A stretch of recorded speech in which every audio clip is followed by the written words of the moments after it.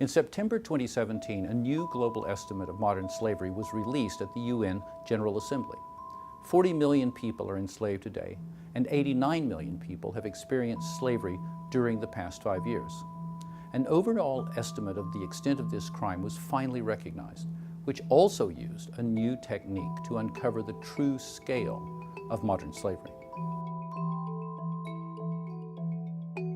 For nearly 20 years, the modern global anti-slavery movement has been held back by two fundamental problems.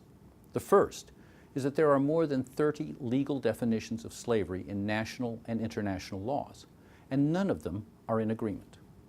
And the scientific operational definitions that are being used are equally muddled. The second problem is that we've been unable to estimate how widespread slavery crime is. Unlike other crimes that are measured as time-limited events in victim surveys, slavery is a crime of indeterminate duration. Slavery victims are cut off from identification for months, years, even decades. Our research tackled both of these problems. Throughout my career, I have focused on slavery and human trafficking in a global context and ways to counter these crimes. To address the first problem faced by the global anti-slavery movement, we examined the origins of definitions of slavery. We found that none of them had been shaped by people who had been in slavery. Most definitions focused on the mechanisms that fed into slavery, but ignored the state of control and isolation that slaves experience. Our answer to this was simple. Listen to survivors of slavery and open the door to survivor scholars whose experience could inform more powerful legal and operational definitions. Support from the ESRC enabled us to bring together a team of legal specialists with survivor scholars, bringing new insights into what slavery means and how it can be defined. The most important benefit of Kevin's research is that it elevates the voices of survivors of slavery beyond our trauma story. It focuses on survivors as scholars, leaders, and activists. For my activism, I've recently launched the Survivor Alliance, an NGO that will unite and empower survivors of slavery around the world.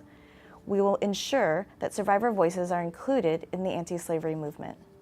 In tackling the second problem, I worked first with the Home Office scientists in the first application of multiple systems estimation, or MSE, to discover the number of slaves in the UK. Previously used for everything from fish stocks to mass atrocities, this technique generated the now familiar estimate of 10,000 to 13,000 slaves in the UK. The government's response to this was remarkable in terms of research impact. Even before the results were published, the Home Secretary announced that the new MSE-based estimates were to immediately replace previous estimates of the level of this crime, and that future planning and policy development should be based on the new figures. The estimate was also cited by the Prime Minister as a key driver for passing the Modern Slavery Act.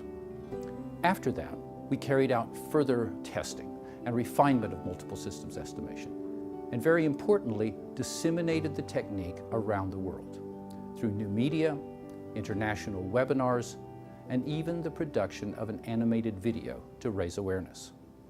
Now, several countries are using the multiple systems estimation technique to measure their own slavery crime, the first step to improve prevention and reduce the suffering and extreme human cost of modern slavery.